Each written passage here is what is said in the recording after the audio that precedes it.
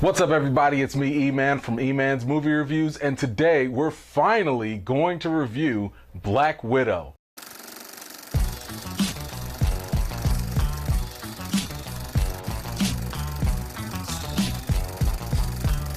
Okay, enough of that. Let's get right into a quick intro. Natasha Romanoff is on the run from the law. However, a dark secret from her past comes back to haunt her as she discovers the truth about the Red Room. All right, enough of that. Let's get right into the good. The good. Now, the biggest goal of the Black Widow movie was basically to tell Natasha's story about why she values family so much, and I think this movie was very successful in communicating that. Through both the flashbacks and the interactions with her previous family, this film does a really good job of informing us about why Natasha is so driven by the importance of family. Scarlett Johansson delivered a wonderful performance, especially in many of the more dramatic scenes. She really does make you feel how broken Natasha is because of her traumatic past. Next to Johansson, Florence Pugh had an exceptional introduction into the MCU as Yelena. She was a well-rounded character and exciting to watch during the intense action scenes. Pugh is a legit action star in the making. I also appreciated David Harbour's Red Guardian, especially whenever he would humor us with his Captain America stories. Sadly, I was a little disappointed that Rachel Weisz's character didn't have a little bit more screen time because I really thought her character was intriguing. They teased a lot about her past and her capabilities, and I thought that could have been cool to focus a little bit more on that. As for Black Widow's story, the Red Room plot was really effective in bringing more awareness to human trafficking. It was a little difficult to watch some of the horrors of the Red Room, but it only added more layers to understanding Natasha's past. What I appreciated about this was that it really made the villain in this film truly someone you can be against. Normally, Marvel likes to blur the lines with their villains, but this time, it's pretty black and white. Now, last but not least, one of the best highlights in Black Widow is Taskmaster. The character definitely lives up to the hype as they are ruthless in all of their action sequences. I thought the fight choreography in the film was really good, and the scenes with Taskmaster are clearly the best ones. You could pretty much think of Taskmaster as the Terminator, except with martial arts training. Okay, enough of that, let's get right into the bad. The bad. I think the biggest issue with Black Widow is the odd inclusion of humor.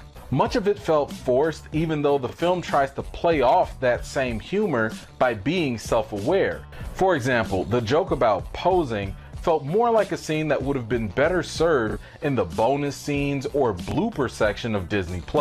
Besides that, given the serious nature and tone of the little girls being trafficked and abused, it felt misplaced to shoehorn in jokes into the movie as much as they did. One minor issue in Black Widow was that the special effects weren't all that impressive.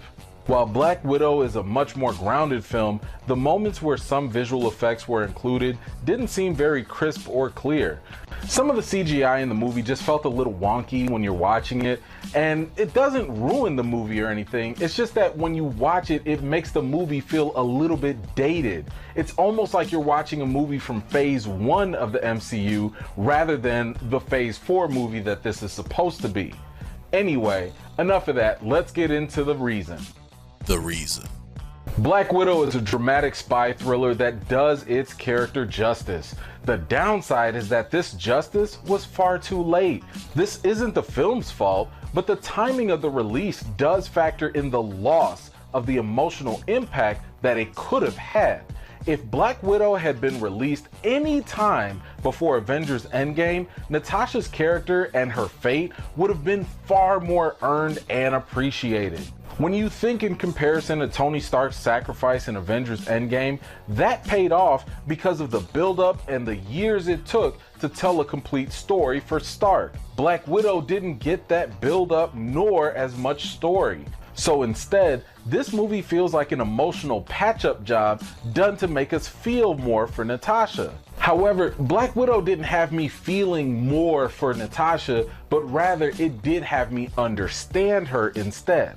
So when it comes to the rating for Black Widow, I've got to give it a 7 out of 10. Now look, you MCU fans out there, temper those expectations. This is not going to have any mind-blowing earth-shattering type of reveals for the MCU. You're not getting Mephisto, you're not getting mutants, you're getting a whole story about Natasha, and that's it. Oh, by the way, there is a post-credit scene, so that you do want to check that out, and that is just gonna tease a little bit more for the Disney Plus shows coming up. Honestly, I think you can kind of think of Black Widow as kind of like a diet version of Captain America and the Winter Soldier. It's a rock-solid spy thriller, but I do think it could have been better, and it's nothing that's gonna blow you completely away. Anyway, do you plan on watching Black Widow? If and when you do, come on back to this video and let me know what you thought about it in the comments. I'd love to hear what you think. By the way, if you just can't wait for Black Widow to come out and you want a little something fun to watch, be sure to check out my theory video on Black Widow that I made over a year ago. You might find something very interesting about it. Anyway, thank you so much for taking the time to watch my video. I really do appreciate it. Are you new to my channel? Be sure to check out some of my other videos, and if you like what you see, feel free to subscribe, ring that bell for notifications, and tell a friend. I've got more videos and reviews to do for you all, and until next time, I'll see you all later.